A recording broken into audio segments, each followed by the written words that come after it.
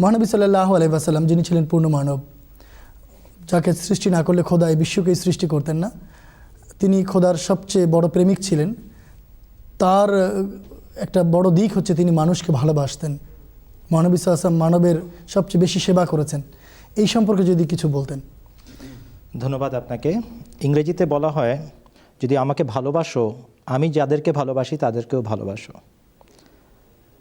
আল্লাহকে যারা ভালোবাসেন, আল্লাহর সৃষ্টিকেও তারা ভালোবাসেন। ঠিক সেই চাহিদা পূরণকল্পে হযরত মুহাম্মদ সাল্লাল্লাহু আলাইহি ওয়াসাল্লাম ভালোবাসার দাবি মিটিয়েছেন আল্লাহর সৃষ্টিকে ভালোবেসে। আপনি বারবার বলেন সময় কম, আমরা আপনাদের অপারগতাটা বুঝি, সেই জন্য আমিও খুব সংক্ষেপে এটার উত্তর দিতে যাচ্ছি। যে ভাষায় হযরত আকদাস মুহাম্মদ রাসূলুল্লাহ সাল্লাল্লাহু আলাইহি ওয়াসাল্লামের পবিত্র জীবনসঙ্গিনী হযরত খাদিজা রাদিয়াল্লাহু আনহা উত্তর দিয়েছিলেন।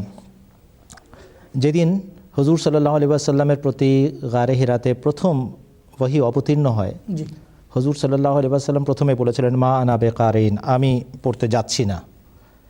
দুবার বলার পর তৃতীয়বার হুজুর সাল্লাল্লাহু আলাইহি ওয়াসাল্লামকে প্রতিবার হযরত জিবরাইল সাহস দেন, শক্তি যোগান, আলিঙ্গন করার মাধ্যমে, এবং শেষ পর্যন্ত তিনি পড়েছিলেন, ইকরা বিসমি রাব্বিকাল্লাযী খালাক, খালাকাল ইনসানা মিন আলাক, ইকরা ওয়া রাব্বুকাল আকরাম আল্লাযী আল্লামা বিল কলম, আল্লামাল ইনসানা মা লাম ইয়ালাম। কিন্তু এই পবিত্র ওহীর এত বোঝা, এত দায়িত্ব ছিল যে তার সমস্ত অস্তিত্ব নড়ে গিয়েছিল। তিনি কাঁপতে কাঁপতে বাড়িতে ফিরেছিলেন, তার স্ত্রীকে বলেছিলেন, জাম্মিলুনি জাম্মিলুনি, আমাকে ঢেকে দাও, আমাকে ঢেকে দাও।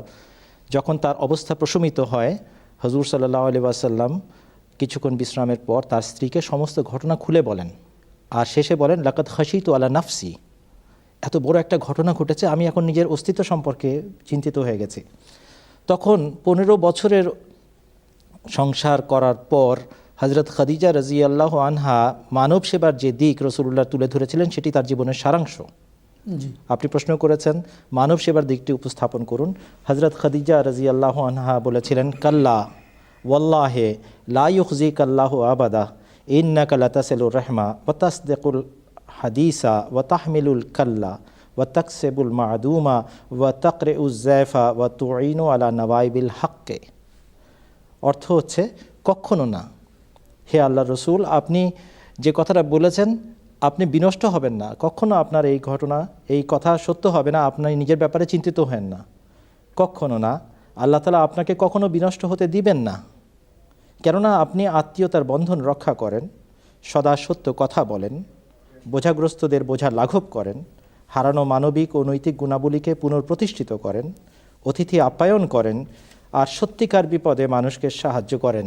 বুখারী শরীফের বাব বাদাউল ওয়াহিতে আছে। এখানে 15 বছর সংসার করার পর হযরত খাদিজা রাদিয়াল্লাহু আনহা সারাংশ টেনেছেন হুজুর সাল্লাল্লাহু আলাইহি ওয়াসাল্লামের মানব সেবার। আমি যে ঘটনাই বলবো এগুলো এর অন্তর্ভুক্ত হবে। যদি আমি বলি ইহুদি এসেছিল রাসূলুল্লাহ সাল্লাল্লাহু আলাইহি ওয়াসাল্লামের বাড়িতে অতিথি হিসাবে, রাতে বিছানা নষ্ট করে গিয়েছিল, সকালবেলা রাসূলুল্লাহ সাল্লাল্লাহু আলাইহি ওয়াসাল্লাম নিজের হাতে তা ধুচ্ছিলেন, এটার অন্তর্ভুক্ত।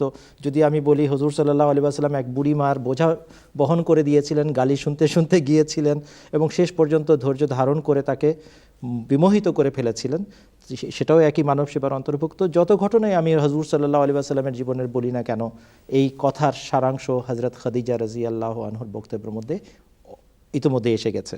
তাই আমার মনে হয় সময়ের দিকে লক্ষ্য রেখে আমরা এখানেই শেষ করতে পারি আমার প্রশ্নের উত্তর।